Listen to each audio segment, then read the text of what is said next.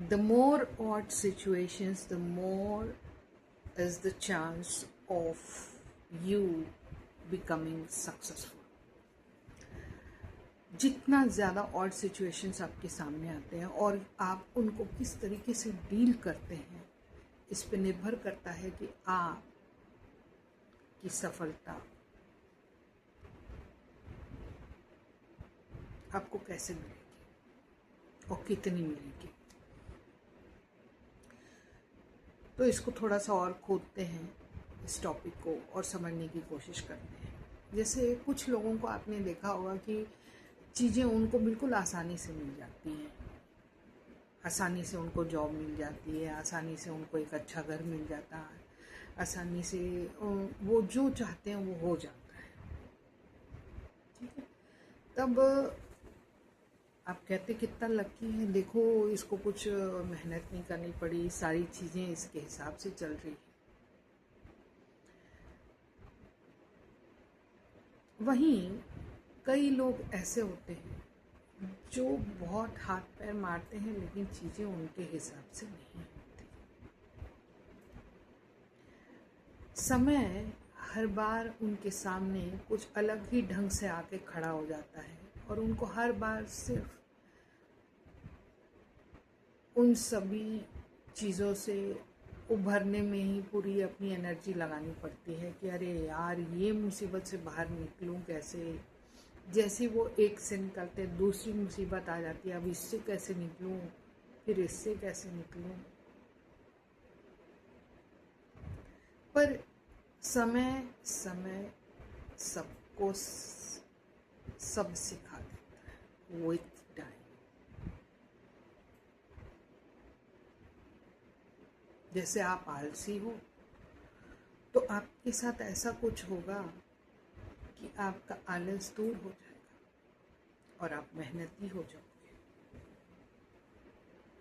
आप बहुत मेहनती हो तो कुछ ऐसा होगा कि आप आलसी हो जाओगे। यानी बैलेंस, समय आपको बैलेंस करना सिखाएगा कि आपको एकदम आलसी भी नहीं होना है, एकदम ज़्यादा बेवकूफ़ जैसे मेहनत भी नहीं करना है। आपको बीच का रास्ता चुनना है। कब आलसी बन के पड़े रहना है, कब मेहनत करना है, ये आपके दिमाग को ज्ञात होना चाहिए। हर वक्त भी मेहनत नहीं करना।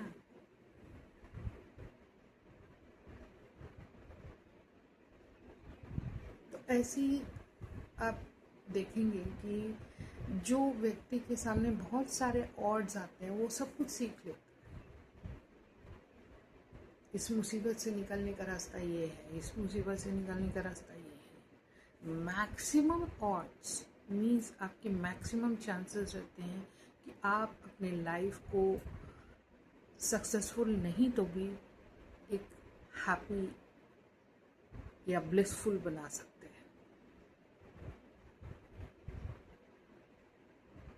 लेकिन यदि बहुत आदमी को परोस दिया जाता थाली भर के, लिए बेटा ये सब चीज़ें, ये डेजर्ट भी ले, ये भी खा, भर ले, ठूस ले अपना पेट।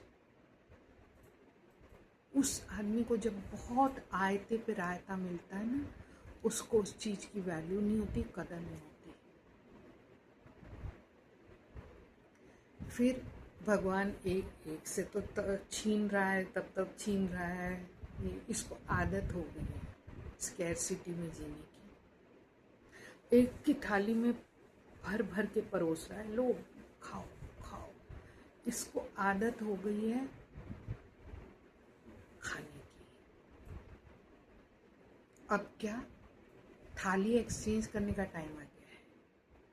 अब ये स्कैरसिटी वाली थाली इसको दे दो और इसकी जो भरी थाली है इसको दे दो।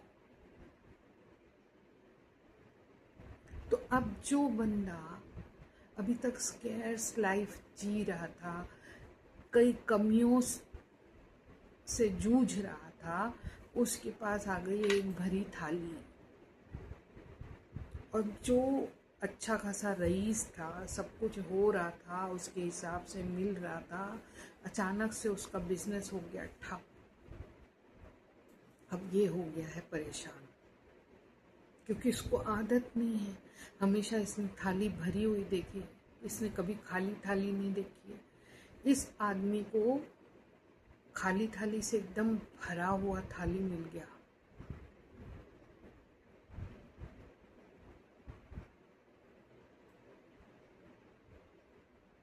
अब इसके पैर धरती पे नहीं टिक रहे,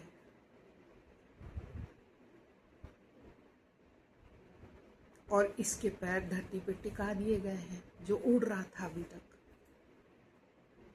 ऐसी स्थिति में दोनों ही केस में दोनों को बैलेंस करना सीखना पड़ेगा। ऐसा नहीं कि मेरे को थाली भरी हुई मिल गई, अब मैं ऊंचाई पे पहुंच गया हूं तो मैं अपने पुराने दिन भूल जाऊं, मैं उन लोगों की मदद ना करूं जो मेरे जैसे हों। ये आपको नहीं भूलना है। आप कितनी ही ऊंचाई छू लो, आपको याद रखना है कि मुझे अपने से नीचे वाले लोगों की मदद करनी है। और इस व्यक्ति को भी अब आटे दाल का भाव समझ आने लगेगा, और इसको भी धीरे धीरे अपने उत्थान के लिए काम करना चाहिए। यानी कि दोनों को अपने लाइफ में बैलेंस क्रिएट करना चाहिए। जिसके पास कुछ नहीं है या बहुत मुसीबतें आ रही उसको भी, और जिसके पास सब कुछ है उसको भी बैलेंस क्रिएट करना। तब जाके एक हार्मनी या पीस उनकी लाइफ में आएगी। अब इसके पास सारे ऑड्स आने लगे, तो अब इसकी जो वो है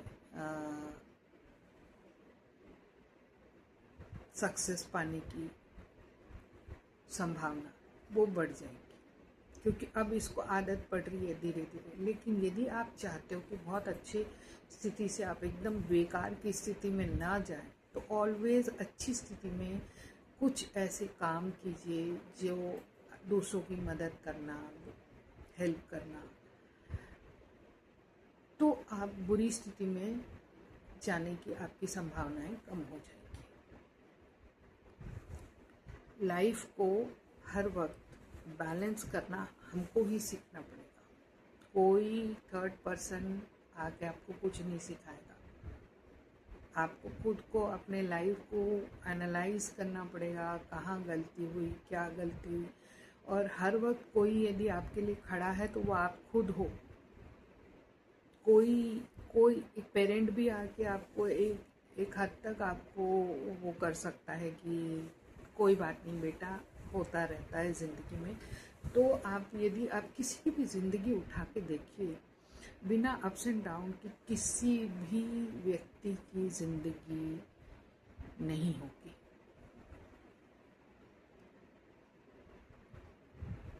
वो जो लाइफ के शुरुआती दिनों में बहुत अच्छे इसमें रहा होगा, तो वो बाद के दिनों में उसका ग्राफ नीचे चला जाएगा, या शुरुआती दौर पे यदि नीचे रहा होगा तो बाद के दिनों में ऊपर चला जाएगा। अब सक्सेस का मतलब खाली ऐसा नहीं कि मैं पैसा कमा रहा हूँ, खूब पैसा है तो वो सक्सेस है। सक्सेस आपकी हर एरिया में होना चाहिए लाइफ में, in terms of family, in terms of money, power, everything. हर इसमें आपको सक्सेस चाहिए, तो तभी तो आप कहोगे ना कि मैं अपर साइड में हूँ। नहीं तो इनमें से कुछ भी बिगड़ा हुआ है तो आप डाउन साइड में ही हो। तो आप देखेंगे कि हर व्यक्ति की लाइफ में ना ग्राफ ऐसे ही चलती है, ऊपर नीचे ऊपर नीचे ऊपर नीचे चलती है। तो यही चीज़ आपको याद रखनी पड़ेगी कि आज हमारी स्थिति अच्छी है, तो ये सोचना नहीं है कि कल स्थिति बुरी होगी, क्योंकि in a way you will be manifesting them. तो ऐसे स्थिति बुरी होगी ये नहीं सोचना। It's normal. इट्स लाइक अभी आप ऊपर हो तो कल नीचे हो, फिर ऊपर हो फिर नीचे हो। इस टाइप से आप सोचिए और लाइफ को उस हिसाब से जिए। बहुत ज़्यादा खुश हो के बिना जिए, बहुत ज़्यादा दुखी हो के बिना जिए। तो बैलेंस करके चलिए लाइफ में। और एक बात है कि जैसे जिनको तो ऐसे सब चीज़ मिल जाती है हाथों में, उनको उस चीज़ की कदर नहीं होती, लेकिन जो बहुत स्ट्रगल करके आया रहता है उसको उस चीज़ की वैल्यू होती है, और वो उस चीज़ को संभाल के रखता है, आगे फॉरवर्ड करता है। अभी जैसे एक एग्जांपल ही ले लो, जो अपन नेपोटिज्म की बात करते हैं, तो जैसे फिल्मी कलाकार हैं, फादर यदि हीरो है, बेटी एक्ट्रेस बन गई, तो ऐसा नहीं कि मेरे को तो, मैं बेटी हूँ इनकी तो कुछ भी काम कर लूँगी तो भी मेरे को मिल जाएंगी पिक्चरें, ऐसा नहीं होता। मेहनत आपको हर इंसान को अपनी मेहनत करनी पड़ती है, अपना मुकाम खुद बनाना पड़ता है, तय करना पड़ता है। कोई आपके फादर आके तय नहीं करेंगे। तो फादर हो, मदर हो, तो आपको अपनी एक आइडेंटिटी खुद बनानी पड़ेगी, अपने दम पर, अपने बलबूते पर। चाहे कितनी भी थाली आपको परस दी गई हो, आपको मेहनत करना पड़ेगा। एक छोटा सा एग्जांपल लेती हूँ। अभी जो अनन्या पांडे का हुआ कि भरतनाट्यम का उसने स्टेप गलत किया, वाकई में जब मैं उनने उसका डांस देखी तो मुझे ऐसा लगा कि उसने इतना सा भी एफर्ट नहीं डाला। एक पर्टिकुलर स्टेप तो इतना वाहियात था, यदि कोरियोग्राफर ने भी ढंग से नहीं सिखाया, वो भी मैं मान सकती हूँ, हो सकता नहीं सिखाया हो ढंग से, लेकिन वो तो एक नॉर्मल, हम लोग भरतनाट्यम के कोई हम लोग ज्ञानी नहीं हैं, बट वो एक नॉर्मल व्यक्ति भी बता देगा कि ये स्टेप बहुत ही वाहियात लग रहा है। ऐसा नहीं है कि फ्यूजन नहीं हुआ है,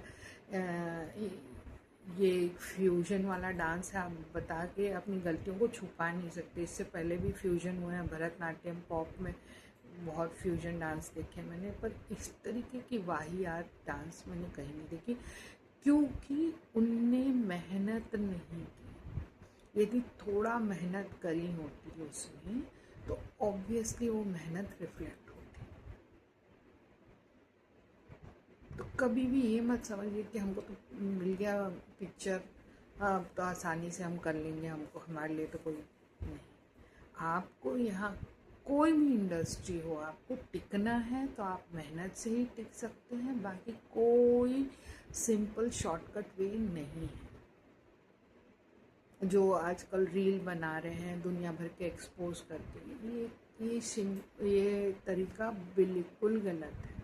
अब कुछ भी करके सक्सेस नहीं पा सकते, मेहनत तो करनी पड़ेगी।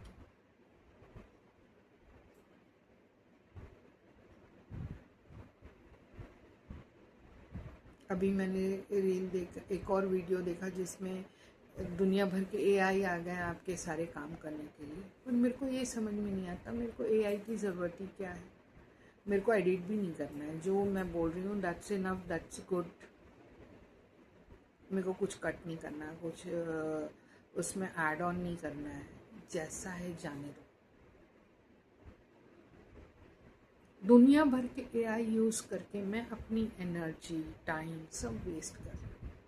जितने लोग एआई से रील बना रहे हैं ना कि एआई आपका सारा कुछ डिज़ाइन कर दे रहा है, पिक्चर बना दे रहा है, वैसी पिक्चरें देखने का मन किसको करेगा जो ऑटोमेटिकली क्रिएटेड है, मशीन से क्रिएटेड है,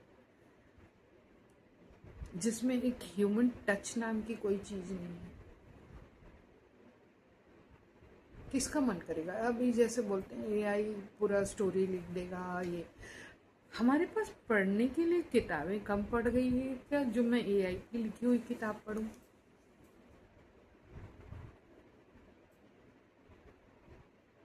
और फालतू में अपने दिमाग के जो थोड़ा बहुत क्यों, खाली तो बहुत जगह है दिमाग में, तो खाली जगह बहुत है।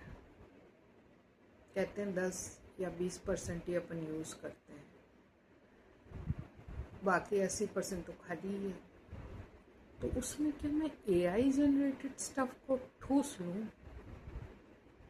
मतलब ये तो एक इंसान के लिए सोचने वाली बात है। किस टाइप की मूवी देखूं, किस टाइप की किताब पढूं, ये सब तो हमको सोचना पड़ेगा ना। तो मुझे ऐसा लगता है कि ऐसी फालतू चीज़ें, फालतूगिरी करने से अच्छा ना तुम सीधा सिंपल वीडियो बनाओ।